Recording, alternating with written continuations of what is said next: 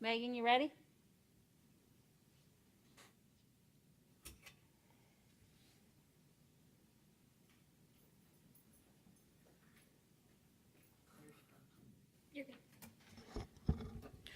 Good morning. Welcome to the Lorain County Board of Commissioners meeting, second hearing floodplain reduction of March 2nd, 2021. This meeting will now come to order. We will rise for the Pledge of Allegiance and the invocation.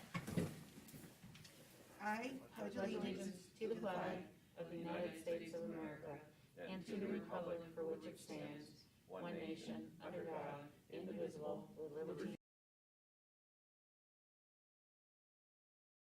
Madam Clerk, please call the roll. Commissioner Hung? Yes. Commissioner Moore? Here. Commissioner Lundy? I'm here. Here.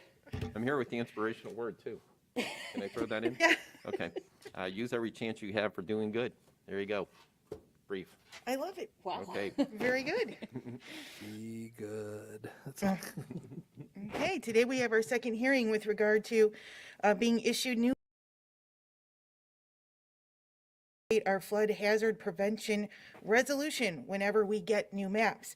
To give us background information for a second time, I would like to welcome Kristen Brandon from Lorain County Community Development to make a presentation today. Welcome. Welcome. Thank you for having me.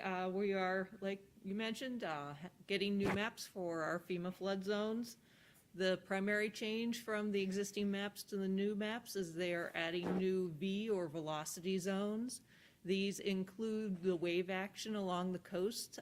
Since the coast areas are primarily all in the municipals areas, this isn't really going to affect the township significantly.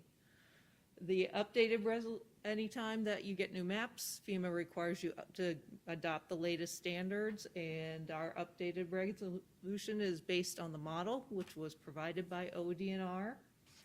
And we are required to update those maps in order to continue participating in the flood insurance program. Highlighted changes to the regulations will include: 1, multiple new or clarified definitions. These definitions include Zone A, AE, AO, and AH, flood proofing, conditional letter of map revision, mean sea level, start of new construction, registered professional architect, surveyor, and engineer, and variance. Additional and updated references to Ohio Revised Code and Ohio Administrative Code had been added. Clarification of the lowest adjacent natural grade plus the depth shall be used for the base flood elevation in AO zones. Added the requirement that a flood proofing certificate for non-residential construction be required. Reduce the effective period of the permit from 1 year to 180 days. Reduce the threshold of maintenance of a structure from $5,000 to $2,500 without a permit. Clarify procedures for state and federal projects. State and federal projects issue their own permits. They have to follow the guidelines, but they don't go through us for a permit. And added a statement that if a project is in more than one flood zone, the most restrictive applies. So unless you have any questions, that's all I have for you today. Thank you. Is there any discussion or questions from the board? So we're just basically adopting state, federal guidelines as it relates to the floodplain maps. Yep. It's not like we're responsible for changing anything or enforcing anything. These are basically state and federal regs that we have to adopt. Correct. Okay. Okay. Okay, I move to close the public hearing.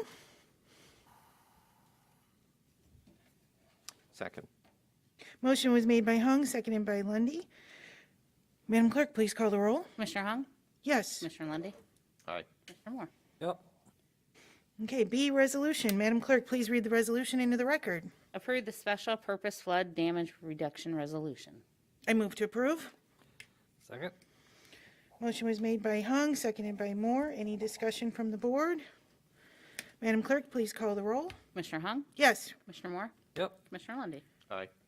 Other business? Madam Clerk, is there any other business? I have nothing. Okay. D, Madam Clerk, do you have a report? Tomorrow, the commissioners will meet at 9:30 a.m. on March 3rd. Okay, since there is no further business, this meeting is adjourned. Thanks for coming in. Thank